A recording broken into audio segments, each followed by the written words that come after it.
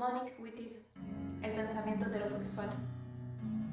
Estos últimos años en París, la cuestión del lenguaje como fenómeno ha dominado los sistemas teóricos modernos, las ciencias llamadas humanas, y ha penetrado en las discusiones políticas de los movimientos de lesbianas y de liberación de las mujeres. Se trata de un campo político importante en el que lo que se juega es el poder, o más bien un entrelazamiento de poderes, porque hay una multiplicidad de lenguajes que producen constantemente un efecto en la realidad social. La importancia del lenguaje en cuanto tal como asunto político solo ha aparecido recientemente. El desarrollo gigantesco de la lingüística, la multiplicación de las escuelas, la aparición de la ciencia de la comunicación, la tecnicidad de los metalenguajes que estas ciencias utilizan, constituyen síntomas de la importancia de esta cuestión política. La ciencia del lenguaje ha invadido otras ciencias, como la antropología con Levi Strauss, el psicoanálisis con Lacan, así como todas las disciplinas que trabajan a partir del estructuralismo. La primera semiología de Roland Barthes casi consigue escapar de la dominación de la lingüística para constituirse en análisis político de los diferentes sistemas de signos, poniendo en relación tales sistemas de signos, por ejemplo, los mitos de la clase pequeño burguesa y la lucha de clases del capitalismo, cuya veladura dichos sistemas tienen como efecto. Podríamos creernos salvados porque la semiología política constituye un arma, un método, precisa para analizar lo que llamamos ideología, pero el milagro no duró mucho, más que introducir en cierto modo en la semiología conceptos que le son extraños, en este caso conceptos marxistas. Barthes enseguida afirmó que la semiología no era sino una rama de la lingüística y que su objeto es el lenguaje. Así, el mundo entero es solo un gran registro en el que vienen a escribirse los lenguajes más diversos, como el lenguaje del inconsciente, el lenguaje de la moda, el lenguaje del intercambio de las mujeres, en el que los seres humanos son literalmente los signos que sirven para la comunicación. Estos lenguajes, o más bien estos discursos, se ensamblan unos con otros, se interpenetran, se soportan, se refuerzan, se autoengendran y engendran otros. La lingüística engendra la semiología y la lingüística estructural. La lingüística estructural engendra el estructuralismo, el cual engendra el inconsciente estructural.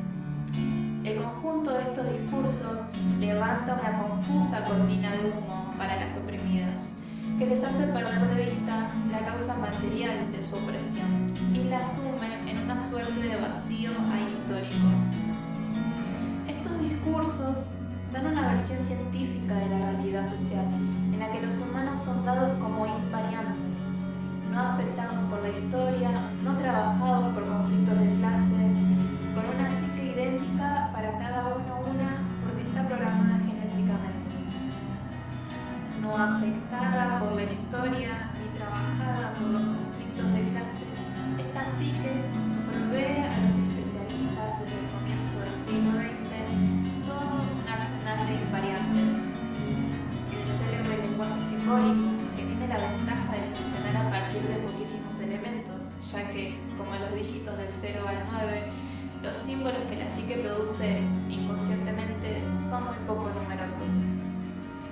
Resultan, pues, por vía de teorización y de terapia, muy fáciles de imponer al inconsciente colectivo e individual, con lo que se nos enseña que el inconsciente tiene el buen gusto de estructurarse automáticamente a partir de estas metáforas.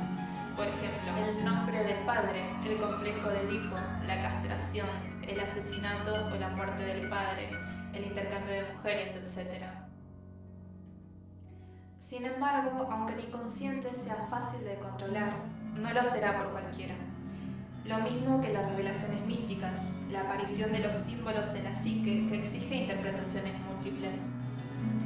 Únicamente los especialistas están capacitados para llevar a un buen puerto el desciframiento del inconsciente.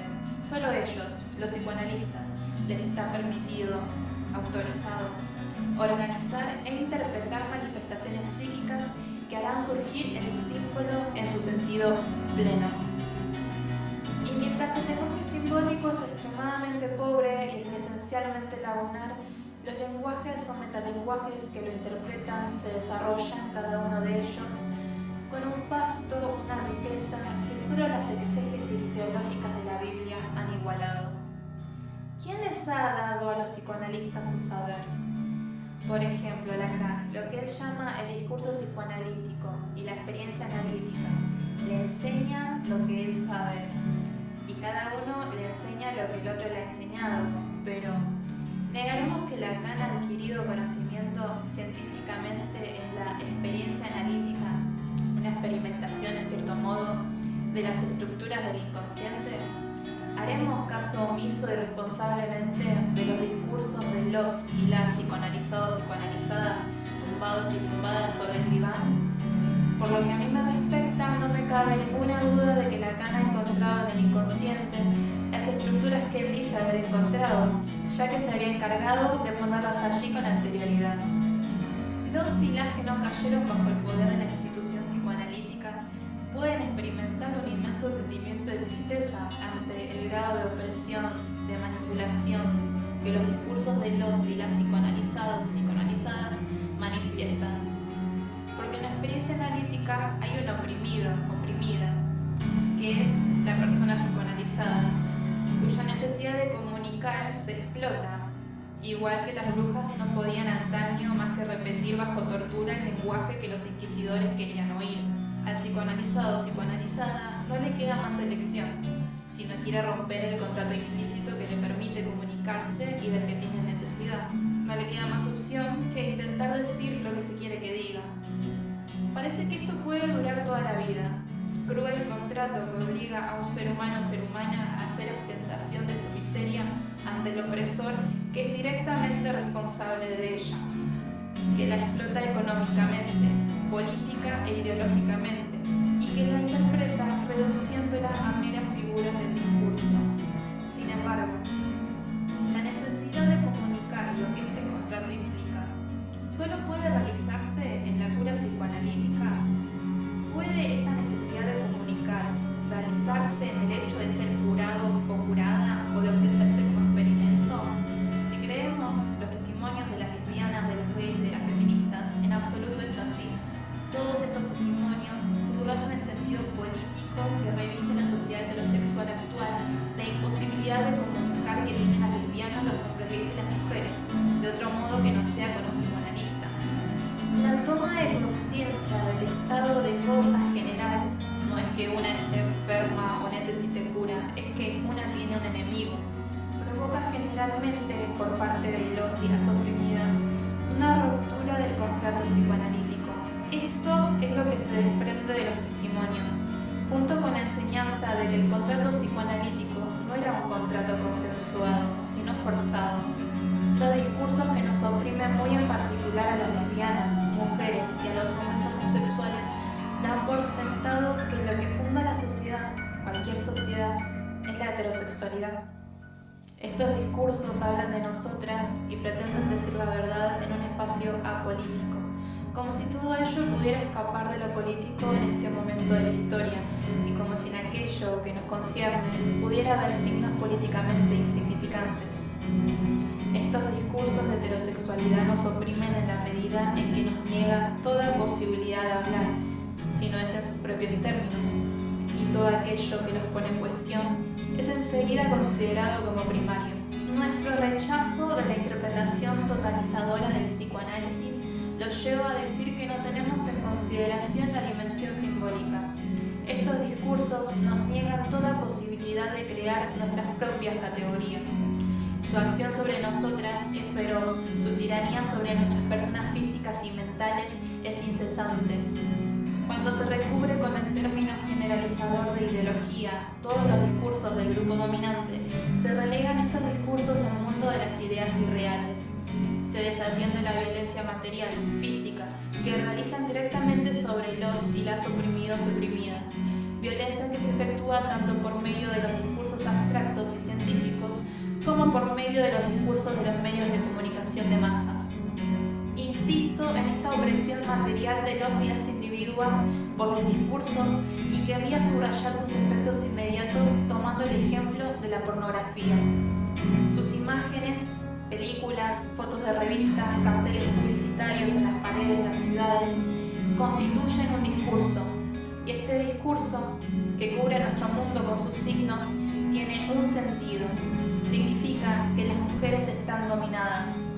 Los semiólogos pueden interpretar el sistema de este discurso, describir su disposición, y lo que leen entonces en este discurso son signos que no tienen como función significar y cuya única razón de ser es la de funcionar como elementos de un cierto sistema o disposición. Para nosotras, sin embargo, este discurso no está divorciado de lo real, como lo está para los semiólogos.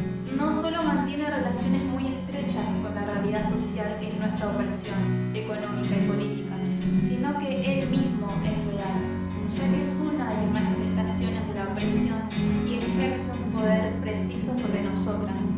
El discurso pornográfico forma parte de las estrategias de violencia en que se ejercen sobre nuestro entorno, humilla, degrada, es un crimen contra nuestra humanidad. Como táctica de hostigamiento tiene otra función, la de una advertencia.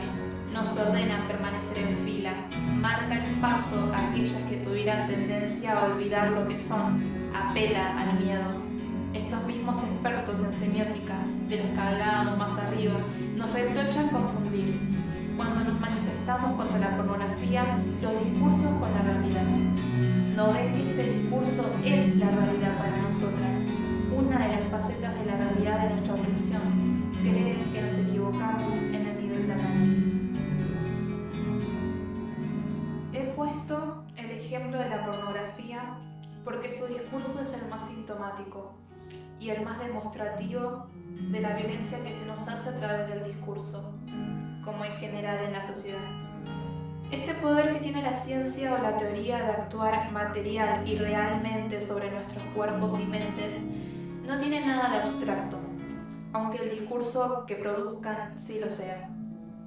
Es una de las formas de la dominación, su verdadera expresión, yo diría más bien uno de sus ejercicios. Todos los oprimidos y oprimidas la conocen y han tenido que vérselas con este poder que dice: no tienes derecho a la palabra porque tu discurso no es científico ni teórico, te equivocas de nivel de análisis, confundís discurso y realidad, sostenés un discurso ingenuo, desconoces esta o aquella ciencia. Si los discursos de los sistemas teóricos modernos y de las ciencias humanas ejercen un poder sobre nosotras, es porque trabajan con conceptos que nos tocan muy de cerca. A pesar del advenimiento histórico de los movimientos de liberación de las feministas, de las lesbianas y de los gays, cuyas intervenciones ya han puesto patas arriba las categorías filosóficas y políticas de estos discursos en su conjunto, estas categorías, que fueron puestas en cuestión de este modo brutal, no por ello han dejado de ser utilizadas sin examen por la ciencia contemporánea. Las categorías de las que se trata funcionan como conceptos primitivos en un conglomerado de toda suerte de disciplinas, teorías, ideas preconcebidas, que yo llamaría el pensamiento heterosexual. Se trata de mujer, hombre, sexo, diferencia, y de toda la serie de conceptos que están afectados por este marcaje, incluidos algunos tales como historia, cultura y real. Y por mucho que se haya admitido en estos últimos años que no hay naturaleza, que todo es cultura, sigue habiendo en el seno de esta cultura un núcleo de naturaleza que resiste al examen, una relación excluida de lo social en el análisis y que reviste un carácter de ineluctabilidad en la cultura como en la naturaleza. Es la relación heterosexual. Yo la llamaría la relación obligatoria social entre el hombre y la mujer. Aquí me remito a T. Grace Atkinson y su análisis de la relación sexual como una institución.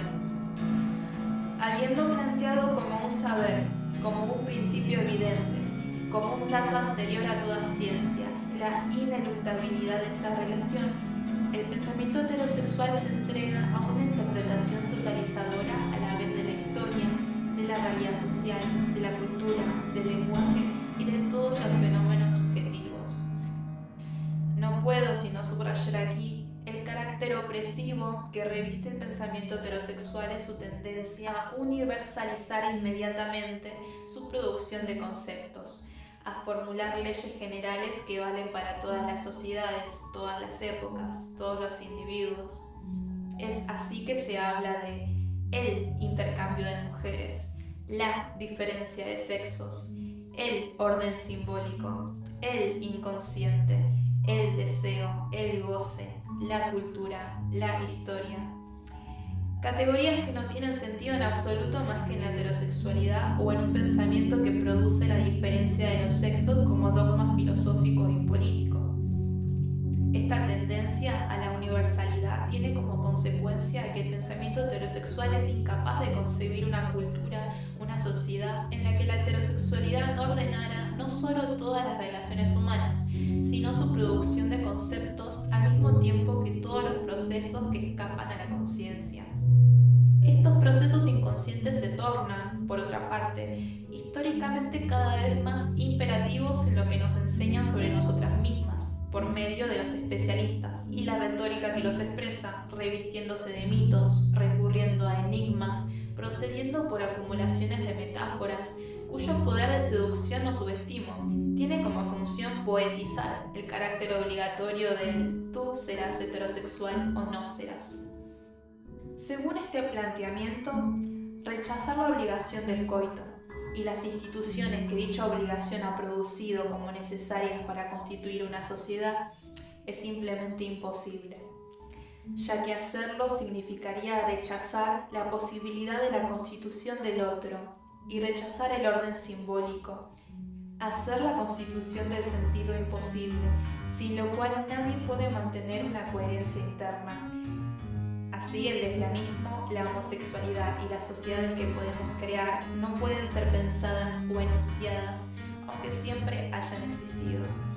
De este modo, el pensamiento heterosexual continúa afirmando que el incesto, y no la homosexualidad, representa su mayor prohibición. Igualmente, cuando el pensamiento heterosexual piensa la homosexualidad, esta no es nada más que heterosexualidad.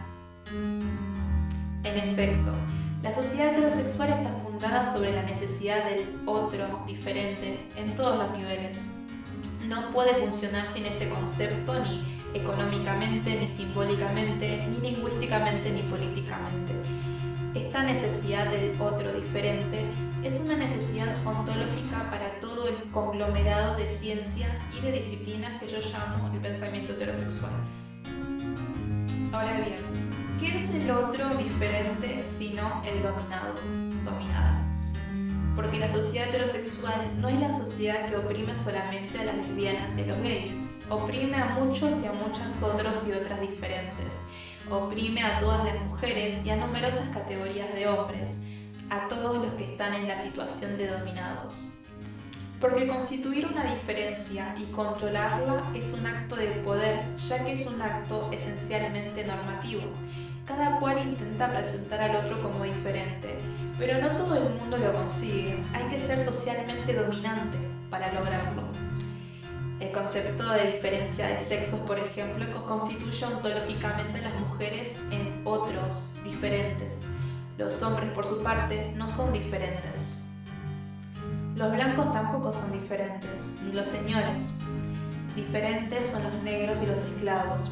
Esta característica ontológica de la diferencia entre los sexos afecta a todos los conceptos que forman parte del mismo conglomerado. Ahora bien, para nosotras no hay ser mujer ni ser hombre. Hombre y mujer son conceptos políticos de oposición. Y dialécticamente la cópula que los reúne es al mismo tiempo la que preconiza su abolición.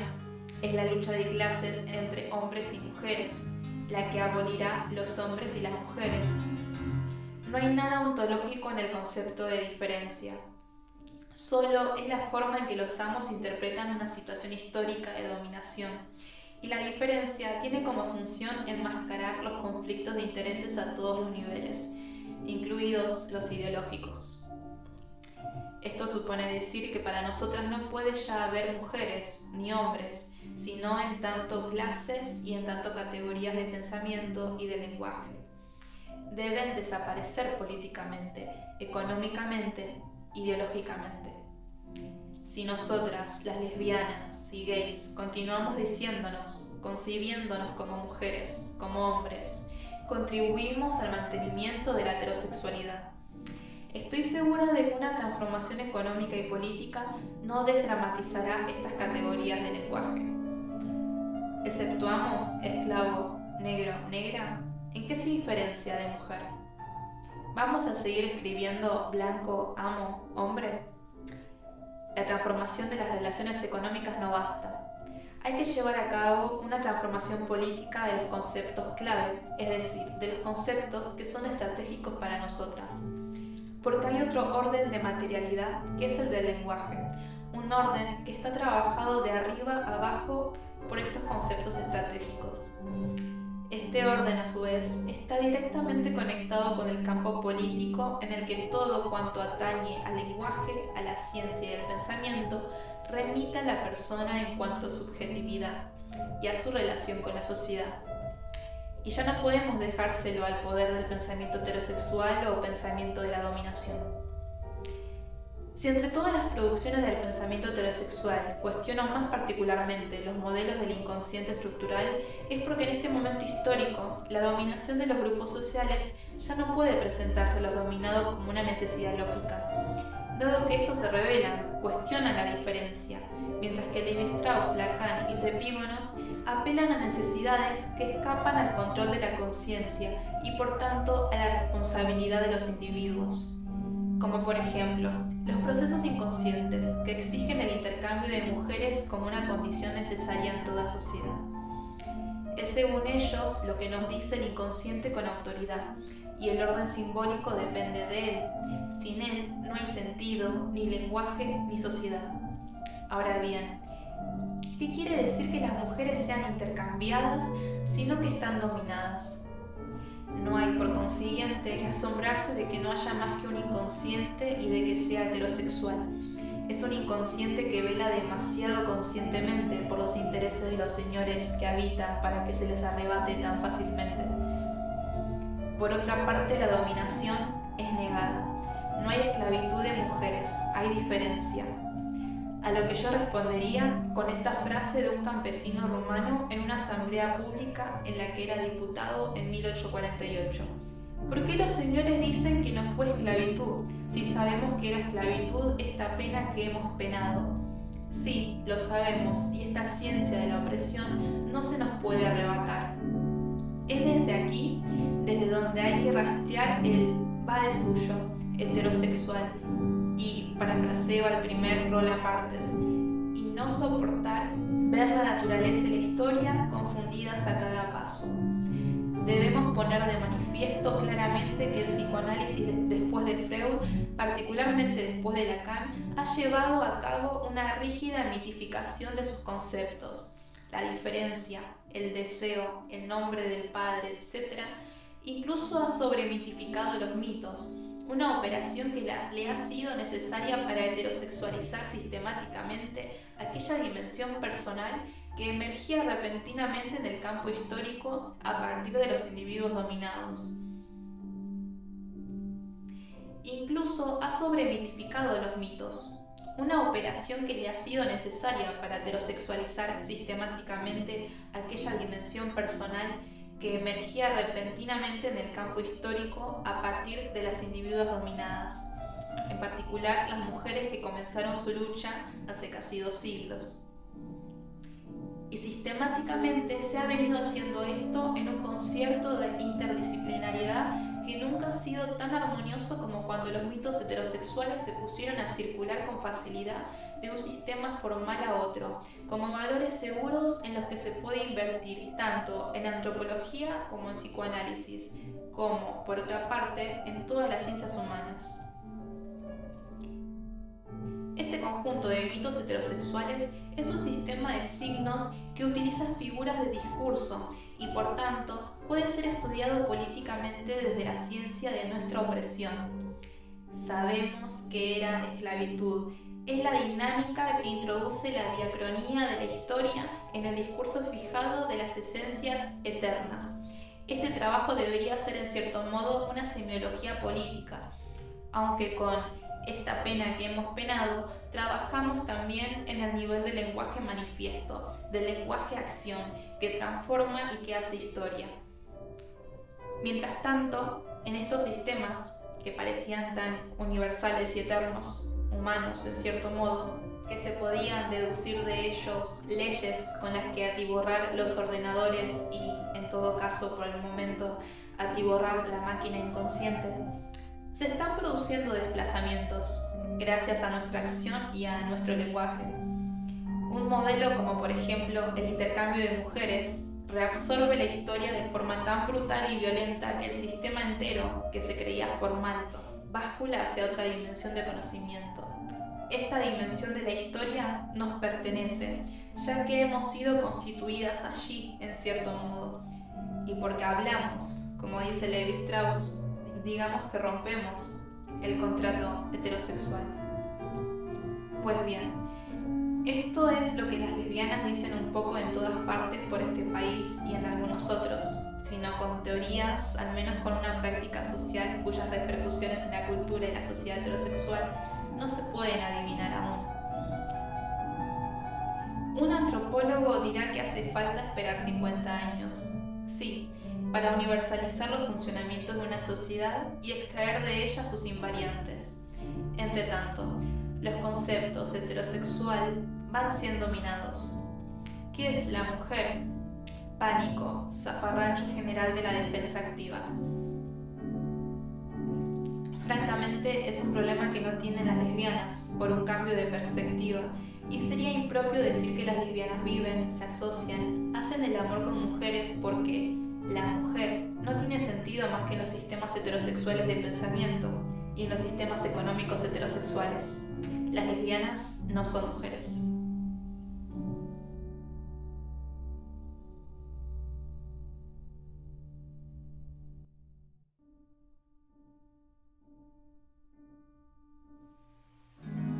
Si llegaste hasta acá, gracias por escuchar.